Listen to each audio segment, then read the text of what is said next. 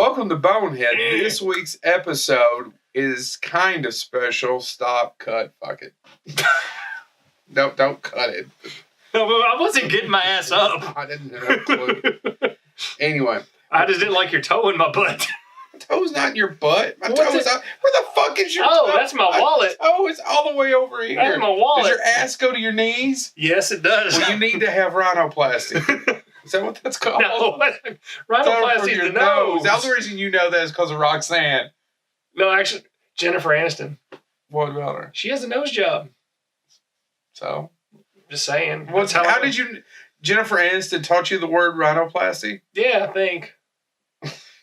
Welcome to Bonehead. I don't know. So or I could have said Escape from L.A. Yeah, that's a good one. The Surgeon General of Beverly Hills. That's Bruce Campbell. That's better than Jennifer Aniston pre-Leprechaun. It is better than Jennifer Aniston pre-Leprechaun. So we have a special guest stars this week. It's Jared and Jamie Greer. You may know them from... Lexington Comic Con. I was hoping you would say something. I was going to say the reptilian shows. You may know them from reptile shows. We don't reptilian jet.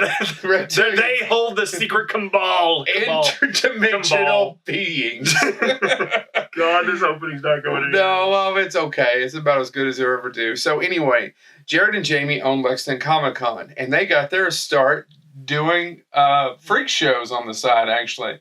They traveled around with Barnum and Bailey in 1922. That's not true. Wouldn't it be cool if it was? Maybe, or that would mean we're kind of worried that we're dealing with Highlander. We're spending the next 5 episodes doing a deep dive on Lexington Comic Con. The true conspiracy. The true conspiracy.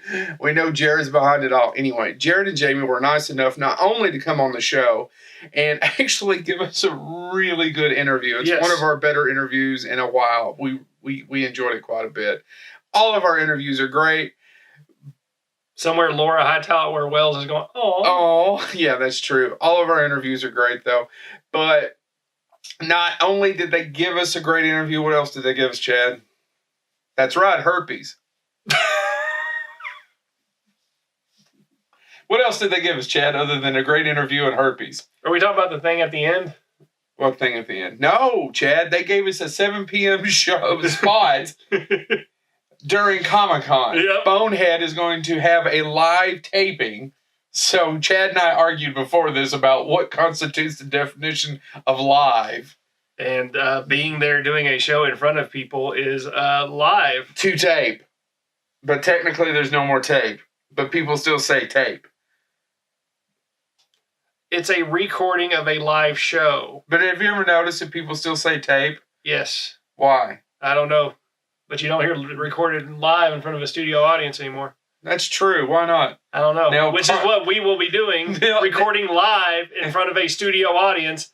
We're bringing it back after Nell Carter killed it. This opening is going on way too long. It probably is. So please, a great interview. We learned about the history of Lexington Comic Con, the history of the Greers, and they were kind enough to put up with our antics. Yes. And give us the business back. And then turn the interview. They pulled a Laura Hightower Wells and turned the interview on us.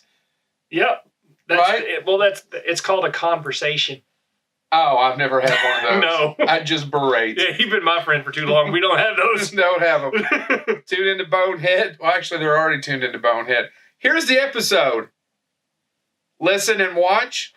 Watch and or listen. Yeah, one or the other. Yeah. Either way, I'm good. Woohoo! Is the battery full? Do we put a full battery in it? I hope to God we did. If not, well, I can see the red over here. All right, welcome to Bonehead. Can you see the red over here? This is Bonehead. There's not going to be any change in the conversation that we just had. Gotcha. It is my absolute pleasure to welcome in a pair of shorts and no socks. This is what I usually wear. Chad and I to have Jared and Jamie Greer, the owners of Lexington Comic Con. You made that sound a lot more important. You are important. So what audience don't... You gotta do this before. Really is. Meow, meow, meow. You're welcome. You bald son of a bitch. Anyway, moving right along. I'm deaf now. Sorry, it's over. You can afford it. back to what I was going to say is I've wanted you on the show for a while. Beltone has had a lot of technological advances in the. I actually thought you'd tell me no. I wanted both of you because I wanted the perspective of a husband and wife team who are obviously been very successful in being independent business folks, which I also admire. And I admire. Are your lips hurting? Yeah, because I'm kissing his ass. Yeah. But I actually mean it. Did you shave for this? Okay. Every time I do one of these, whoever's introducing me makes me feel much more important. And I leave with a fucking inflated ego over How many of these are you doing? I haven't done many this year. I haven't done many this year. Are you doing them back? I don't really do them on all camera the way very often. Do you do a lot of podcasts? We have one tomorrow. I haven't done a lot of podcasts, but we used to record with a group here in Lexington, Boku Pop. They've not been around for a couple years, and then some of my art friends have a few podcasts here and there. So you do those? I have from time to time. Okay. So anyway, we wanted to get you on the show. I've been moderating for you. This will be 4 years. Mm-hmm. And this conversation that we had before, I want the audience to know that the conversation that we had before we started recording was the longest conversation that you and I have ever had. And it wasn't that long. And it wasn't that long. And I told you exactly what I'd said about you behind your back when people asked me. So the other big question I get, because for the audience doesn't know, the one question is, oh, what's Jared like? Why are you a prick? Why are you whatever? Do you answer? Not you, him. Not you, him. Genetics. Genetics. Either way. Genetics. That, and the other one is, and I hadn't said this to you, is who you really need to get, Joe. And I always say, you realize I have no control over who they book. Sure you do. Don't tell them that, man. It comes up more. Completely your decision. Swear to God, it comes up more than you think it does. You think you're being a smart ass right now. Shit off me. It happens to Scarefest too. They'll ask me. So Brandon and Nicole, the booking director. Brandon and Nicole own Scarefest, and which is another great show, and they also do not give me any control over who they're going to book. I can't believe you're pawning this off on me, really. But who do they tell you? You know what? Really I want to give you another comment. You two are a better guest than I thought you were going to be.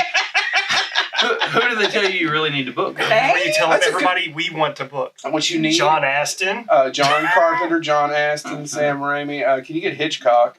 Maurice LaMarche, Rob Paulson. I am serious about John Aston, who played Gomez and who's in his 90s and used to do a one-man show. And I can't believe that nobody else will get him. Did you email me about him? Somebody did. No, I bet it was James Thomas. It was our James other person. Okay, somebody has emailed me about John Aston in the past. John Landis. John Landis would be cool. We because we're film geeks, I'll ask for a lot of directors and writers, and that's not who brings people to the show. Apparently, Zach from Saved by the Bell brings them to the show. Hey, he's also in The Passage. Great show if you haven't watched it yet. I haven't watched it yet. And I'm doing his panel, so I have watched this shit for them. As somebody who is into film, that is one of the best TV series I've ever seen because it's actually an original idea, in my opinion. Okay, and it's on Fox, right? Yeah, it's on Fox. It's on Fox. It's on. When you came in, did you see the small person that you like to play with and tickle? Which that sounds weird. We call him Uncle Arthur. Hold on. I am 6'3". I hunch over. Somebody introduced that little bastard to Thomas the Tank Engine, and at that point, anyway, your TV life is over. My TV life is over. No, but The Passage is awesome. Here's how nerdy we are, because we were talking about this before you all showed up, and I said, "Oh my God, Joe, he's in an episode of the 1986 reboot of Twilight Zone. Can we talk about that?" I think I want to do that this year with everybody, and I already know what I'm going to do for Ron Perlman, but I'll tell you after the straight camera's up over. throwing them under the bus and saying, "Tell me about this shitty film you did when you were 14." No, but I love pulling up the scare. So I here's want the to thing. talk to Tom Kenny about Shakes the Clown. I have never met a star that did not enjoy them pulling something obscure out. You do not walk up to Mark Hamill and say, "Tell me about Star Wars." Do you see what I mean? Yeah. Corvette Summer. I bet you he doesn't get a lot of questions about Probably that. not, It's going to stick in his head. That's the one thing I learned. When I did Romero a few years ago, I didn't ask him one damn zombie question. I promised him I wouldn't. I said, the audience will do that. Yeah. And then I got a story out of him about him working with Scorsese for Disney in the early 80s that never even came out. And by the way, if you don't get Harrison Ford, I'll do that panel, and I'll talk for an hour about Firewall. Shut up. That's obscure. My favorite Val Kilmer movie is Top Secret. Yeah, oh, God, fun fact. Because right over here is Airplane, and it's from the Abrams Jared Zucker. loves the cheesy 80s and 90s. And it's going to be that genre of movie. There's an argument between Top Secret and Real It's his Genius. favorite. That's a hard argument. Lots of people take the Real Genius route. Not me. I love Top Can Secret. I ask why Val Straight up. Kilmer's not doing a panel? Because I was excited about doing Val Kilmer's panel. Or can I not talk about it? Well, no, we asked them if he would do a panel, and they said that he would prefer not to. I assume he doesn't speak loudly at this point. So because the Chuck Norris thing last year was I figured that out. Yeah. When it happened. So I understand. So going back, I know we've got a hard out in a few minutes. What I want to ask you about is how did you get started? Both of you. Now, what was your interest? How did you all meet, if you don't mind me asking? He was the best man at my cousin's wedding. He was the best man at her wedding. That's what I was going to laugh at. Yeah, her third wedding. Not quite that exciting. Hey, I swear to God, this is my actual dad quote. Son, he said this in front of my wife, you won't get it right to the third time. Well, fun fact, that couple is now divorced. Yeah. And my family says it's the best thing that ever came out of that marriage. It's me and Jared. That's awesome. So you met at a wedding. Yeah. Yeah, in 99. So you're geeky. I'm assuming you were about comics and stuff growing up, or what? Yeah, I was about collecting anything growing up. Comic books, baseball cards, you name it, toys. If I was just a collector of damn near anything. Yeah. Damn near anything. Just a hoarder, I guess is the better word. There too. But I have a strange sickness where I just want to get stuff. I don't care about keeping it. I want to find it, own it, and then I don't give a shit about it. Literally, on the way home from finding cool things, lots of times I'll forget they're in the car and not even unload them. Oh. I like the high of finding something in somebody's attic or finding something at a yard sale or finding something. And then I'm over it, which is why I'm so good at owning a comic shop. That's what I was about to say. I love to find stuff, and then I just take it to the store and they sell it. Yeah. What about you? Were you geeky or nerdy about anything growing up? Or are you just geeky and nerdy about that guy? That. Oh, God. See, I'm the exact opposite. I was athlete, believe it or not. Yeah, I can believe athlete it. and smarty a little bit. Um. And then maybe a touch of party girl towards the end before I met Jared. So. Hey. Way to go. But yeah, I didn't really have any. So Chad and I are not that way. Yeah, like I look around, I notice all kinds of stuff. This is why I can't, because I'm a comic book nerd and I can't own a comic book store because I like collecting production sales from animation shows. I love cartoons. We just bought a shitload of those too. Oh, really? We need to talk about. We need to talk. And you have tried to sell me. But see, it's built in, dude. But here's built in. And here's my shrine. I was looking for production sales, and I managed to stumble upon a Sergeant Kabuki Man NYPD animation production sale, which there's not an actual cartoon. Tromaville did a 10-minute promo reel trying to get this cartoon on the air, and they couldn't. And I managed to stumble upon this animation cell from this 10-minute promo, and it is like a shrine into my little so dorm much room. So that this is the second time it's been brought up in the last 3 episodes. You have no idea how excited I am. So excited about it. And it's right above that is my family dog at production cell. I thought you meant you had your family dog stuff. He was on the shelf or something. No. Tim Burton's production. No. So you guys met that way. You're always into collecting. When did you open up your first comic book shop, and what led to that? Because that takes balls. Actually, because that is not where the gold is laying. The convention spun into the store. Really? We actually did a comic book show years before we did actually Lexington. Yeah. Okay, let's go back to that. Tell that story. Ancient history. While I was doing the reptile show, I was bit by a copperhead, but keep going. That too. I think I knew that story. I think I might have told you might that. have told me that story. He tells everybody this story. Yeah, well, when an MFer comes up to you and goes, I used to own reptile shows. Hold on. Let's get the birthday hats on for this pity party. So anyway, I was running the reptile show, and it was in Moorhead, Kentucky. You guys are familiar with Moorhead. We were the first event ever held at Moorhead's brand new convention center, the Moorhead Conference Center. Yeah. Precisely. We were like the first public event there, and the city fucking hated it anyway. Right. They said, "Oh, we built this $7 million convention center and you have a reptile show. And they had been collecting taxes on that for years. Yes. To keep going. That was a whole other thing. I remember when I lived there. Somewhere along the way, we're talking. This is how this happens. We're talking with the convention center there, and I said, we could do something else here.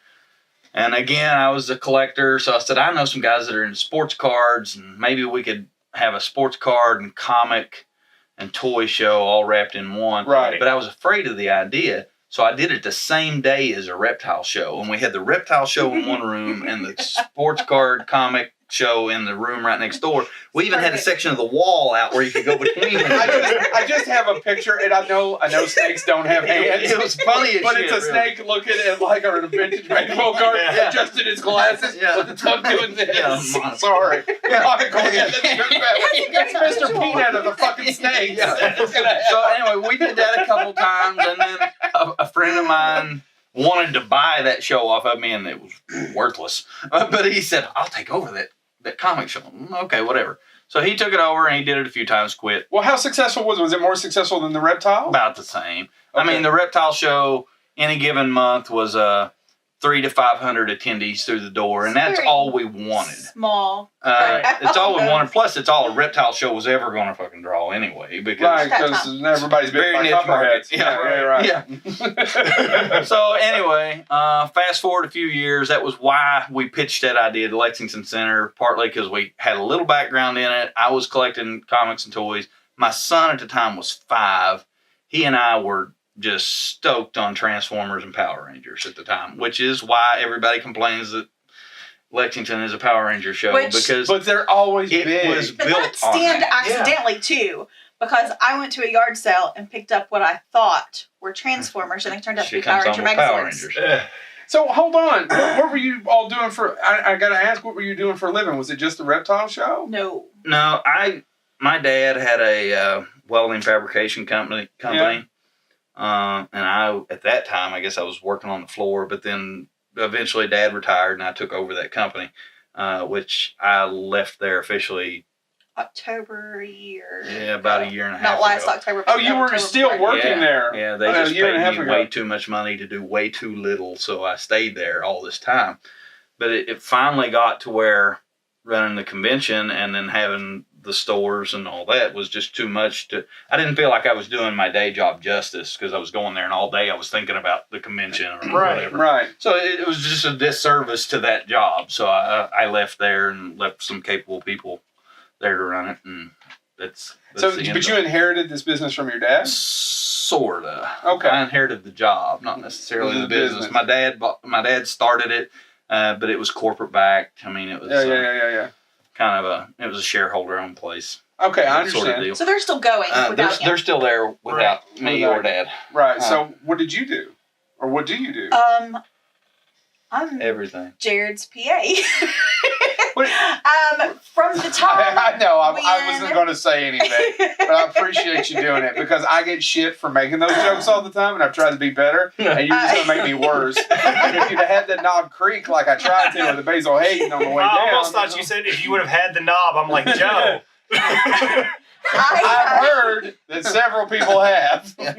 Anyway. When our son was born, I was actually working at a vet's office. Okay. And then when he was born, we just decided that Jared didn't want him in daycare. Make fun of me for sending mine to daycare to let strangers raise him.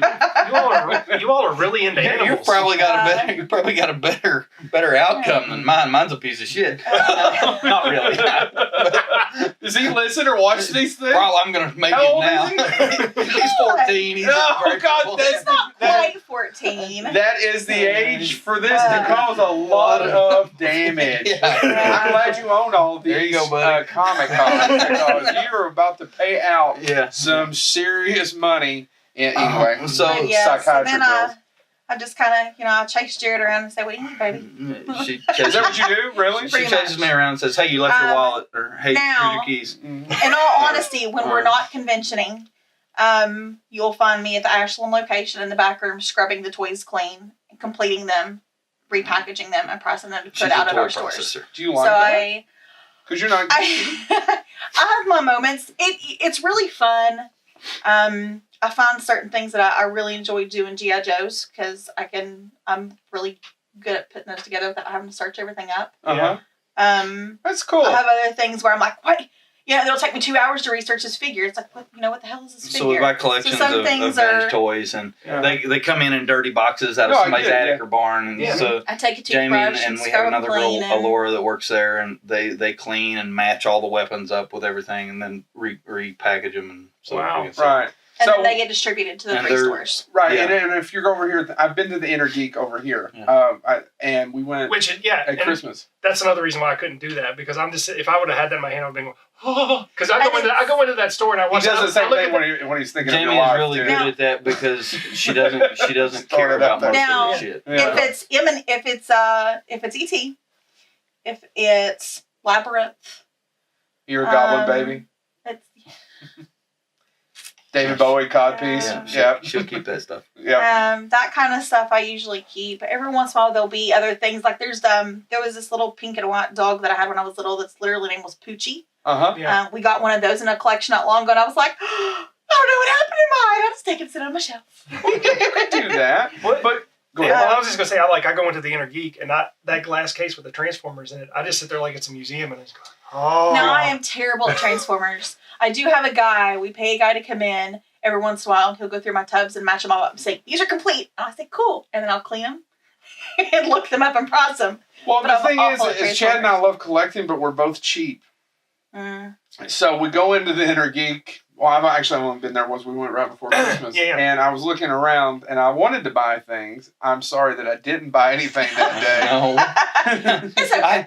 I never claim to be the cheapest in town. I never said the cheapest or the most expensive. I was cheap. I was cheap. I usually claim to be the only place in town you're going to find one of those. That is probably true. So what I'm thinking is, so now I understand why they all have those Inner Geek cards. You all put them together, sitting them down here, putting them on the shelf. That's how it works, right? Yep. Now I know. In the trunk of my car right now is a bunch of vintage Star Wars that Jamie and Alora processed this week. Keep them busy. That are you haven't looked around, haven't you? Yeah. It's not all out. Yeah. It can't be all out. Because I sent Jewett a text this morning and said, what are you out of? And he said, I need Star Wars and wrestlers. And they didn't have any wrestlers ready, so he's getting Star Wars. Man. So every time I come down here, I try to just say, what are you low on? What do you need? Now, I'll tell you something else funny. I've always determined, because you're talking about we're really into animals and then cleaning stuff. I've determined that I'm going to die one of two ways. How? I'm either going to be petting something I shouldn't be trying to pet. Mm-hmm. Yes. That it happens. I've been bit several times. And my son. Or I'm going to catch some weird random ass disease from scraping some of this shit off the toys. Funny story. I'm not sure. I just realized what you said right then, and it clicked in my head. Who knew you could catch Parkinson's? Sorry. I know. That's how that works. It's just funny in my head movies. we were in Florida this past fall, and what's the zoo I went to? I texted you that I went to, the really small one. In Cocoa Beach? Merritt Island Zoo. Yeah, I went to that My mom grew up and it's very small, very hands-on. And I went over to the giraffe section, and a giraffe came. You could barely put my face. And I went over there and just started petting its neck, and the old lady who was volunteering said, sir, you can't do that. I almost said, screw you! Petting your giraffe! Get over it! I'm just sitting there petting this giraffe and giving that lady, I'm not stopping petting this giraffe. I know. I realized what I was doing. I expected it from him, not from you, Jared. Another one. And I'm sure you've seen my possum on Facebook. Yes. I showed it. I'm here to promote Comic Con, but I never talked. I talked about snakes and possums. Well, I talked to you a little bit, but once again, Brandon Griffin, who owns it, we're kind of friends. We're friends, and we met for drinks the other night. It took 6 months to have that happen. And then talking about daycares. Talking about daycares. That's what we ended up talking about. Everybody's like, "Oh my God, you want to get him to get blah blah blah." I was like, "Dude, we sit there. We talk about our babies. We were talking about he has a 2-year-old. I have a 1.5-year-old. We're talking about daycares and how much expensive it is. And weird shits and diapers. Anyway, I came in with Chris. He's like, "Oh, look at her possum." So what you're saying is you went and met Brandon to discuss all the people that you've booked for Scarefest. That's absolutely yes. That's absolutely it. John Aston. Because everyone thinks that the fat furry fuck can do that. Come on, Kevin Smith. I know. That's a story that we told before the thing, but it's more than happened more than once. All right. So, what made you stop? How do you just get the balls to just say I'm going to do Comic Con that one day? That's I was going to say in college he was a chubby Billy Ray Cyrus. Go on with your question. Everybody had a mullet. Yeah, everybody had a mullet. He had a beautiful mullet. I found a picture the other day of my first speech in college. Not a picture, but the actual. I'm going through old videotapes I pulled out of. Side note, if you have any 80s cartoons, I need them. What do you want? Like, I'm looking for stuff that people recorded on Saturday morning cartoons because I want the toy commercials. Oh, God, the toy commercials are fantastic. Aren't they all on YouTube? They are, but they're mainly in shitty quality. Great. As opposed to that? Well, I'm thinking if you get them from source, it has to be a little better. Well, it's a generation thing where, God, now this isn't going to be fun. We'll talk about it. We'll talk about this shit later, yeah.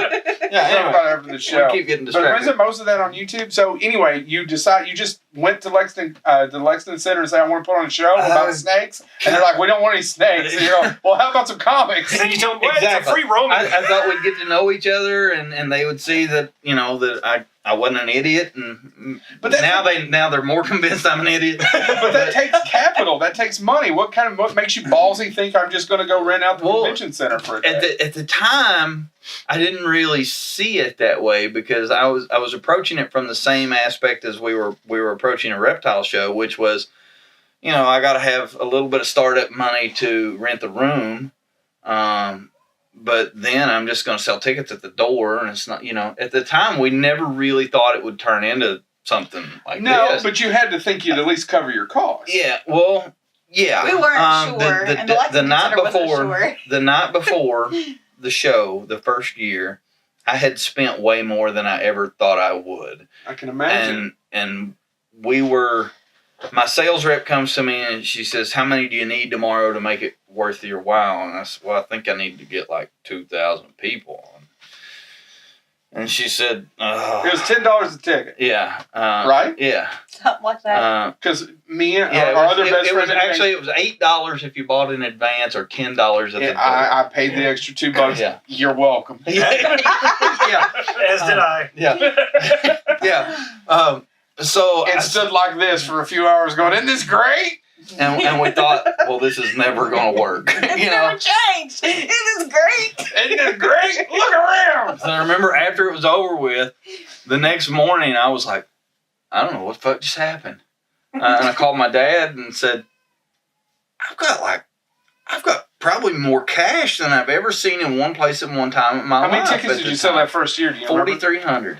Wow. And we weren't sure we were going to get 2,000. Yeah. So that was so more than double. Yeah, and it was just like, holy shit, we could actually turn this into something. And then my son's going. Sorry. Yeah. So no. So the second year we just weren't afraid of it really, and also the second year then the crowd took us seriously. So tickets were pre-selling, people were actually funding it along the way. So every time I made another $100 in pre-sales, I'd find something to spend on, So like what do you mean, advertising? Yeah, advertising, another attraction, a banner, anything to make the thing look legitimate. Right. What we were trying to do the second year was just prove that, I guess that we weren't some asshole that was just trying to throw on a show. You didn't get lucky. Yeah, we were trying to We were trying to prove that there was something there. Getting it from the other perspective of this. Yeah. Because I didn't. Because we just don't know. Yeah, in literally the first year, it was if we get a couple thousand people, we'll break even. And I think we had 6 staff members. How many people did we take on there? We literally had me and her and 3 other people that we thought were going to run the thing. And what's the lady's name that's always with you? Karen. Oh, she is the sweetest person. I had Karen and Katie, Katie is now my full-time personal assistant, but and then Bartram showed up and we said, come and help us. Yeah, and some of my friends. Which one's the blonde one? Is that Katie or Karen? That's Katie's blonde. Okay. Katie's real tiny petite. Katie's who I'm talking about. Yeah. I think I saw you all with... Karen runs admissions now. Okay. She's just... Her husband, her whole family, and I have been friends for years. They also have snakes. Lots of people. You'll find a lot of... This is... You know why... So I'm 40... I'll be 41 in March. How old are you? I'm 43. So this is the reason why we don't know 43. Each other. Okay. It's you and those damn snakes. Yeah, well, here's what's funny. When our child was like 5 and the first time he went to stay with somebody who didn't have snakes, he was like, where do you keep your snakes? Because everybody he'd ever stayed with up until that time was part of our reptile show group. Yeah. You know? And he just couldn't fathom somebody not having sex in their house. Why they didn't have snakes in the house. You guys are weird. But lots and lots of people around Lexington Comic Con that are wearing a staff shirt also have a house full of snakes. Wow, that's good. That's interesting. That means I'm just not going over to party. Because almost all of, well, not almost all, but a lot of my staff members are people that came with me from the reptile show world. Well, that makes sense. They're either old high school friends. Yeah. Reptile show people. There's a third group. How do you know Brandon? Not Brandon Griffith, but Brandon who you work with. Okay. Because Brandon is very serious. We made a little, what do they call it? A sizzler for a reality show year 4 or 5. And when Brandon professes on camera to them during this thing how we know each other, and what he says is, my mom and his dad were shacked up for a while. Is that true? That is true. That is, for about 8 years or so, his mom and my dad dated. So they still married to other people? Because I want that to be the story. I don't want to ruin your childhood. Sort of in the middle. Because you and I are from Eastern Kentucky. Right. Remember when I said you won't get it right to the third time? I wasn't making any of that up. Yeah. And Brandon also tells them on that sizzler that it's real hard to be my friend. Why? It's just a lot of work. Because he says every time he comes to see me, I put him to work. Oh, I thought it meant in a different way. Yeah, I thought it was because you're just know not the situation at all. Oh no, no, he comes over and I say, "Man, I'm glad you're here. I got to go load a truck." Yeah, I thought it was more of a non-communication thing. No. Oh no, there's that. There's always that. There's always that. I'll give you a for instance. I kept asking Jared today what time we were supposed to be here, and he said 6:45. It's like, oh, we got plenty of time. Then I looked down. I was like, it's 5 after 6. We gotta go. And he's like, shit, we were supposed to be there at 6. I said, you told me 6:45 all day long. And you know what's funny is I hauled ass, left work early to get here to vacuum down here, and we've been sitting around since 6 going, well, you know. I mostly and actually, this is what we said behind your back. They're doing us a favor. Yeah.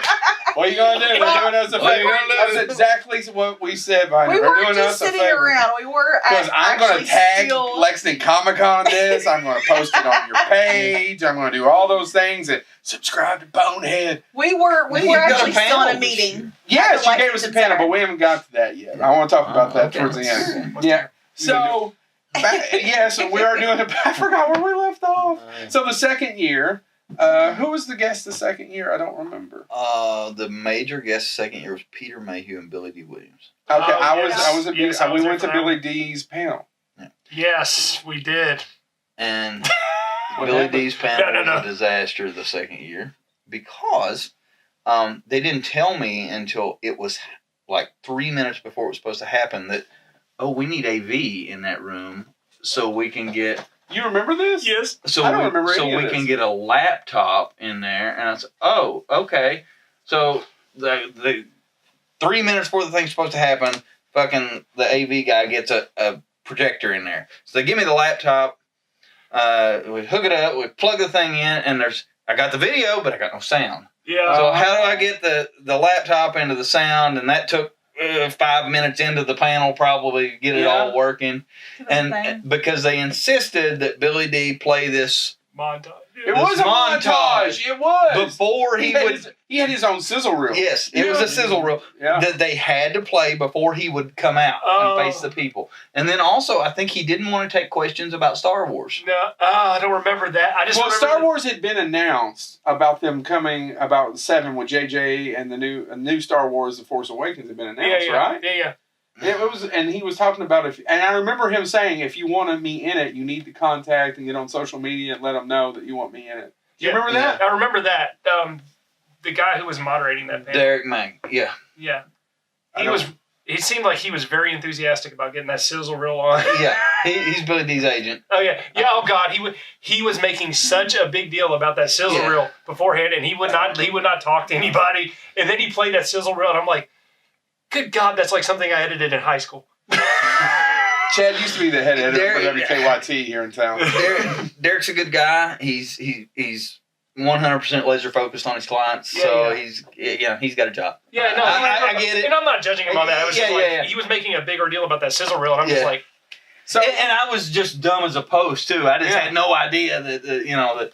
Okay, so I want to ask you a question. I want to tell you a story real quick. The first time I actually ever met you, so I fell into moderating through Patty Star through Scarefest accidentally, and then I loved it. And then I thought, well, I'll just reach out to some people. And I said, well, I go to Comic Con every year. I'll reach out and ask them. And then you actually said, sure, I'll give you a shot. I actually remember your exact sentence. Sure, I'll give you a shot.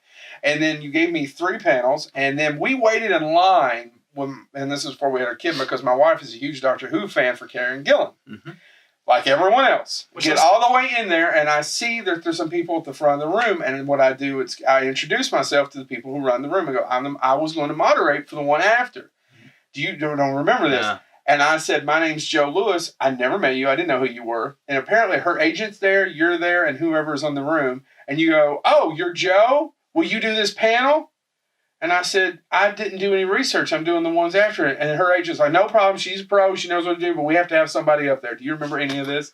Seems like I remember that we didn't have for some reason, I didn't have a moderator scheduled for that panel. Well, you only gave me 3. Okay. And that was there's always this back and forth. Have you yet ran in, and I apologize, I should know this, but I don't. Like I told you, I've hardly ever even been to a panel at the show. Yeah. But have you ran into one where they didn't want you to moderate? Yes. Okay. Yeah. Walking Goggins. See, lots of times we don't know if they want a moderator or not. They don't say. Was Walking Goggins the same year or the year after? And he didn't tell me that. It was your people who said that he doesn't really want a moderator. And I said, okay, that's fine. I said, I don't mind doing it. And then he got up on stage, and Walton was, I sat there because I was a fan. Yeah. I sat in the audience, and he got up on the stage, and he goes, I guess I don't have a moderator. And he just started doing his thing and taking questions. And Christy was doing this, go get up. I was like, no, they told me he didn't want one. Yeah, and then Jay Muse needed one. Yeah. But, Jay Muse didn't have one last year, 2 years ago. He went way over.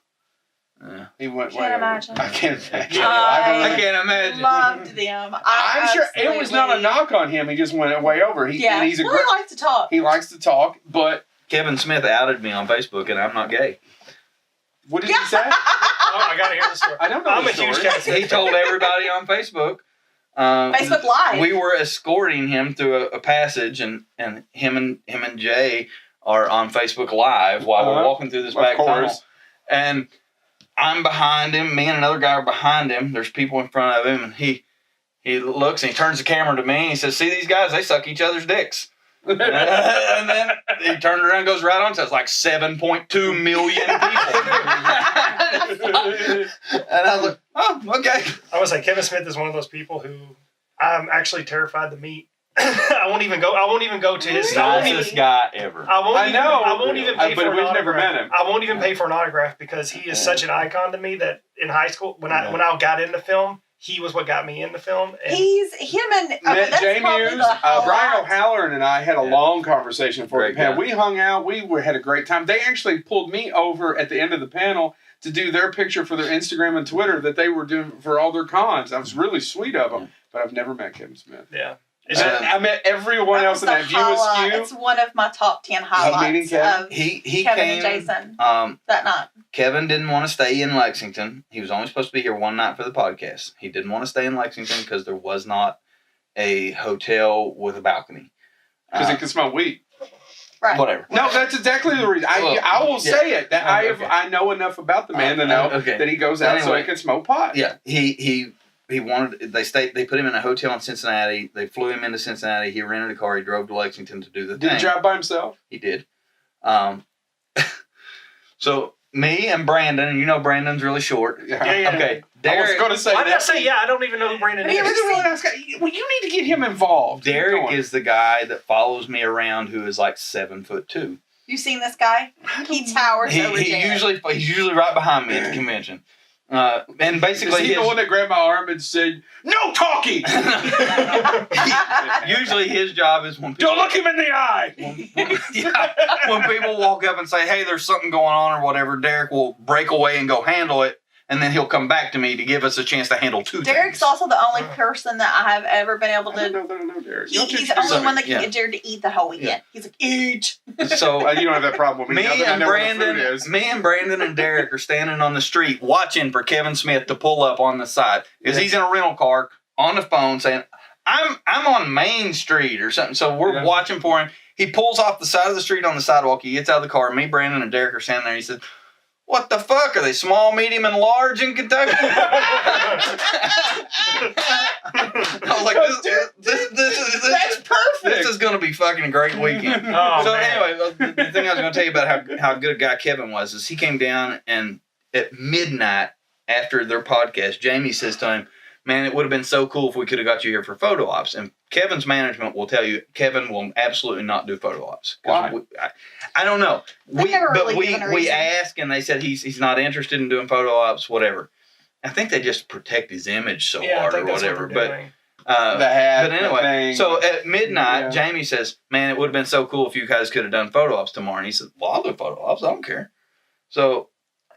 Basically, I'm trying to keep cool. He said, "Well, it's just going to help Jay make money. I don't care, whatever." Yeah. So he drives back. The money. He drives back to Cincinnati that night. The next morning, gets up and drives back to Lexington to do photo ops with Jay.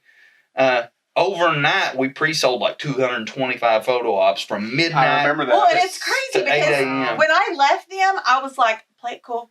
And as soon as I walked out the doors, I'm running, dialing Jared on the phone. I was like, we need to get a hold of Froggy. We got a schedule. We're doing photo ops. And my fat ass running, trying to get a hold of me. Great. And anyway, so he's a solid enough dude to drive to Cincinnati, get up the next morning, and drive back to Lexington and back to Cincinnati. And then fly out. He's just, Kevin Smith's as solid a dude as I've ever had. That you've ever worked? Yeah. That leads me to my next question. You don't have to answer it, but I'm going to ask it. So when we have directors and writers and production designers, I always ask them who's the best and who's the worst person you ever worked with. So some people are honest. Some people will give me some people have given us a list. And I've read it out and go back and watch some previous episodes. Love you, Mick. Mick Strawn. The guy who directed Blade. Yeah, well, no. I was trying to think of who else ratted somebody else. Oh, I don't know. It doesn't matter. Anyway, I'm saving all that information for when I'm no longer doing a Comic Con. I'm going to write a book about it. Can you give me a hint? But I bet I know one of them. But I will tell you, because he's actually, when I've met him, he's been nice. Typically, for me, it's not so much the celebrities as the agents. Yes. Yeah. I mean, and I understand it's their job to protect their clients. Some of them are overly excitable about it. So you're not going to tell me? I'm probably not going to tell you. No. William Malone, who directed the House on Haunted Hill remake, just ratted out a couple of producers in Hollywood, and they're really. I mean, I've had a few real. But that being winners. said, I'm confident to say 98% of the agents and the talent we've worked with have been nothing but pure joy. Yeah. Okay, so Chad and I have been doing this for a while. Would you believe that of all the people I've met and we've met, I would say at least 95%, 95% have been amazing. Yeah, and the other 5% is why I don't moderate anymore.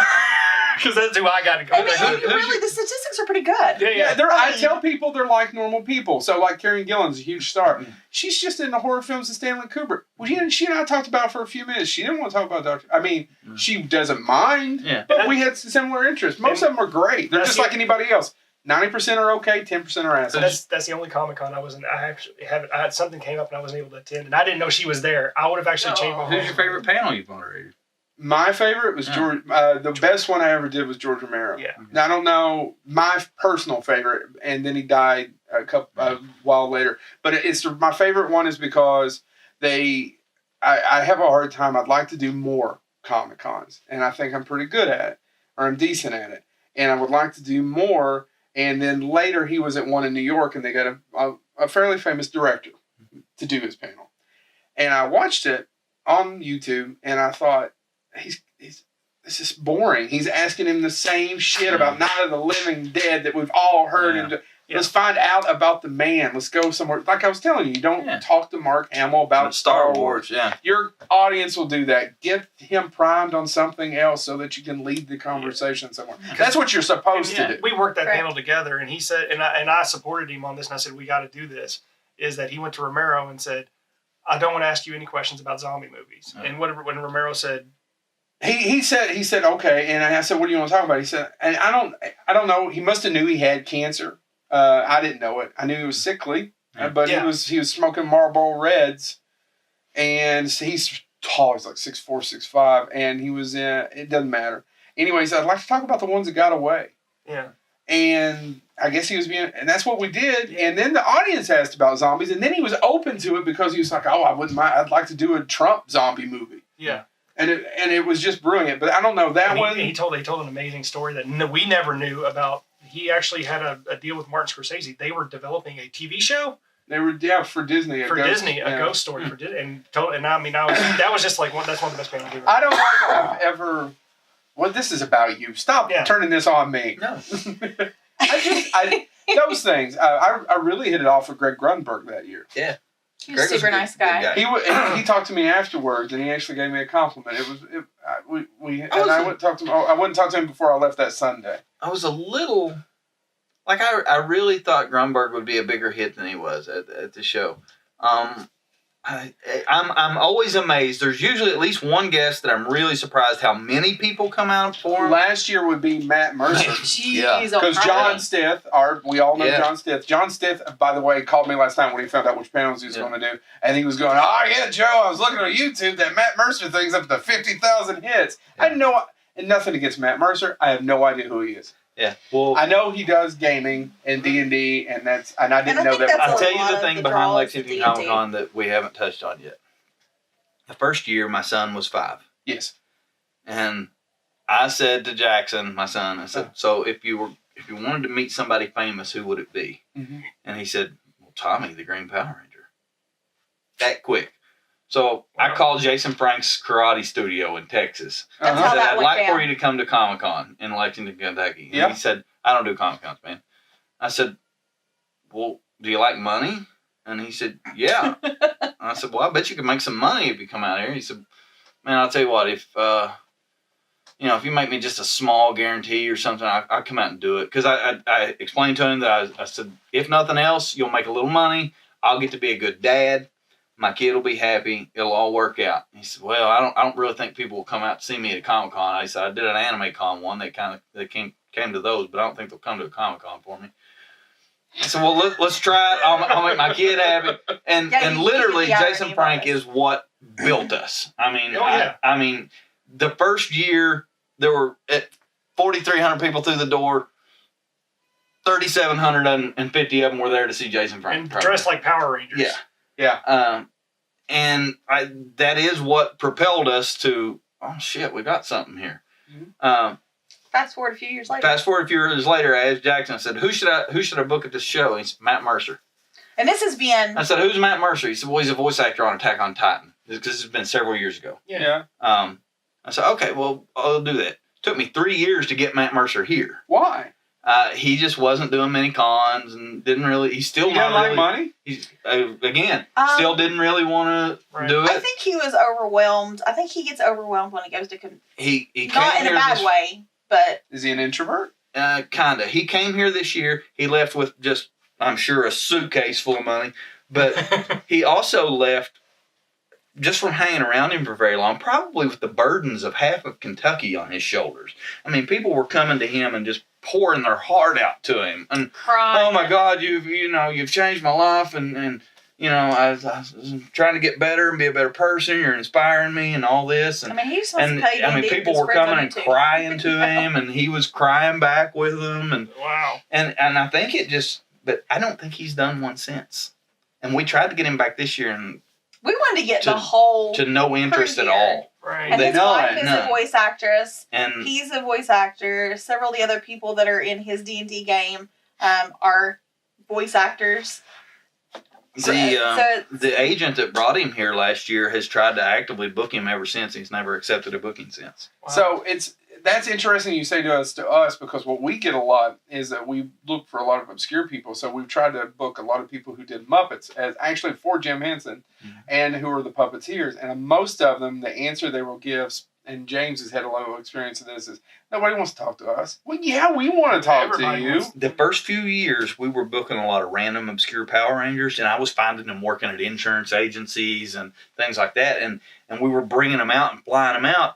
and they're sitting in a booth and people telling them how great they are. Lots of them after that built a couple year little stint of hitting hundreds of Comic-Cons and making good living, and that's starting to play out for a few of them now because age, where people get older, and sometimes I think we probably made their life. It made them not we specifically, but how awesome can it be to go somewhere where you think you're a normal person and somebody says, "Man, you changed my life." Yeah, exactly. That thing you did 10 years ago on screen that you didn't think anything about, that changed my life. Yeah, because they did a gig for a couple or 3 years, and then they're done, and then they go back and live their life. They never think of the impact that they're having. And that's one thing about TV and film that people don't realize is that I don't think actors realize or directors, they are making an impact on young people as they grow up. So and Jackson impacted our life because every time we ask him for a guest, he picks a winner. Anyway, Matt Mercer,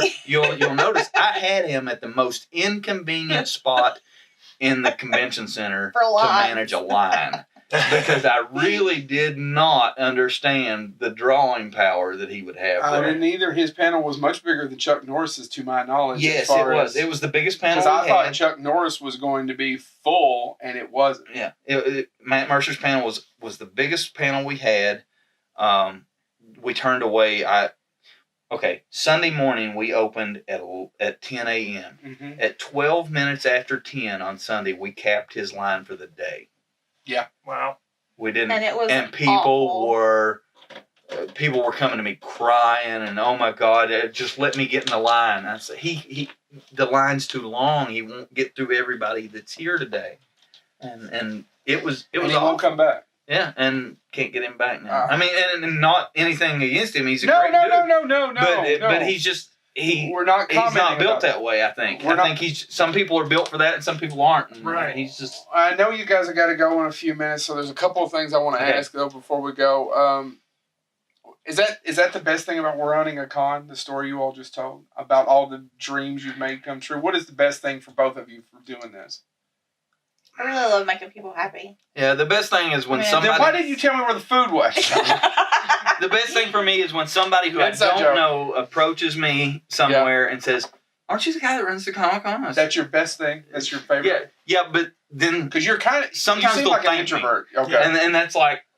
That's so cool to know that something that I did so I could get a snake show in Lexington all these years ago, that people actually spot me in public and thank me for that. Well, I'm thanking you because you got Charlie Adler this year, and I am so damn stoked about Charlie Adler.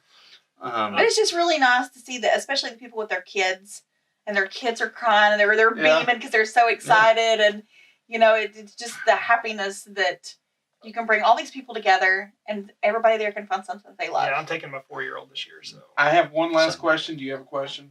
No, I'm good. Okay, my last question is this. It's a kind of a two-parter. Who's been the biggest one that made you two the happiest? Was it Kevin Smith for you? Oh my God, there's so many. But I did really... Kevin and Jason stand out. Yeah. Just because I grew up watching those movies. Me too. I may or may not have partaken in things while watching movies way back then. All right. I don't know. I think they're two that probably stand out in my head. Now there are several others that I love to meet, but that probably the top. I think I've taken 3 photo ops since I've done this with people. That's it. Like I think there's 3 people that I cared enough to get a photo op with. One was Jay and Kevin, Ric Flair. I have a Ric Flair story for you. Dude, and Chuck Norris. Power Rangers and Ric Flair. And then, but the person that still today I daily text with, and love him or hate him, I text back and forth with Jason Frank every day. Yeah, you guys went to something I saw on Facebook. He took me to Harlem Globetrotters the other night. Oh, he took you. Yes. I saw you all out. I had him signing at my store. Yeah, I saw that. And me and him and my son and Jamie and his assistant are out at getting little donuts. There's a place in Huntington called Peace Love Donuts. But anyway, we took him there to get little tiny donuts. And Jackson happens to notice that the Harlem Globetrotters are in Huntington. And Jason takes us. He said, "Well, everybody ought to see them." So we go over there, and he buys us all tickets to go see Harlem Globetrotters right down front row because he says, "I want the best ticket you got." He buys my whole family tickets to go see Harlem Globetrotters. Awesome. And I'm glad he bought them because at halftime, he looked at me and said, "This ain't what I thought it was." And I said, "Me either." Have you been to the Harlem Globetrotters lately? I've never been to the Harlem Globetrotters. It's not what you think it is. I grew up in Eastern Kentucky. They were not taking me to see the Harlem Globetrotters. But anyway, it's not what I thought it was. They weren't taking me to anything. Lexington was the big city. It used to actually be a game, and they would do the dribble things. Now it's like a school program. Sorta. It's more like an after-school program, though. Okay. Really, it's more like keep kids off drugs. So who's your dream? Who do you really want? Both of you, one person. In the next 2 minutes. Oh gosh! And then when we're done, I know one that I have begged for, and I swear, and y'all ask for him all the time. But Robert Kirkman has been somebody that I have since year one. He used to come and just sign shit in Lexington for nothing. From year 1 to year 6, I sent Robert Kirkman an every 30-day email. Like, we're lucky we don't have a restraining order. Like, literally. It's only been in the last 2 years that he started actively replying to me. And it just has never worked out. I mean, it's timing? Usually timing, usually something. But now I'm to the point where I send him an email. I don't send him every 30 days anymore. But when I send him an email, within 5 minutes, usually I'll get a response. But usually it's he and I razz each other via email a lot. Usually it's some snarky response, which I will then respond to again. Yeah. But he told me the other day, unless I got off the last weekend in March, I was screwed because I think it's his daughter's spring break week usually, and it's also her birthday weekend. So they take her wherever she wants to go. He said, so unless my daughter wants to come back to Kentucky for her birthday, you're screwed. Okay. Yeah. So there it is for everybody that keeps asking why we're not getting Robert Kirkman. Who's yours? Man, I don't know. I think that's just been mine because it's a quest at this point. Yeah. Michael Keaton, maybe. Oh, that'd be great. That'd be good. Oh my God! If you don't let me do that panel, I'll cut you in your sleep. Yeah, well, I don't. That'll never happen. I don't see it happening. But 30 minutes on Greedy. Oh, I did come up with one the other day. Crocodile Dundee. I told Jared. Hogan. We need Paul Hogan. Yeah. All right. So when is Lexington Comic Con? It is March 21st through 24th. And March the 21st is a great day. I'll tell you why when we're off What with the here. hell is it? It's my birthday. Oh, okay. Well, I'm having this just for you, right? No. Yeah. It's your birthday present. You didn't even tell me where the food is. See where this keeps going back? It's your birthday present. March 22nd at 7 p.m. March 22nd at 7 p.m. Bonehead is going to have a panel there. Yes, actually. You actually gave us a really good time. We're actually really happy about that. You didn't bury us. We're kind of cool with it Friday at 7. I actually told him, I was like, dude, he could have made this a lot worse. I'll change it. Don't worry. I appreciate it. Schedule doesn't print till Monday. Hey, you can put Chad's name up there with Joe, too. We want to. That's beside the point. Anyway, so, yes, we have it there. We're going to try to do some surprises for you that we actually haven't told the Greers yet. That's okay. Less they know, the better off they are. Yeah. Please come to Lexington Comic Con. Spend all your money. Enjoy your time. It is quite literally one of the best cons I've ever been to, and I'm not just saying that because I moderate for them every year. It is. And nobody, Cincinnati's isn't as good, Louisville's isn't as good. No. Come to Lexington. It is a geek wonderland. Yes. I actually have said this behind. I told you to never say anything around your back. Yeah, it does sound like I'm sucking.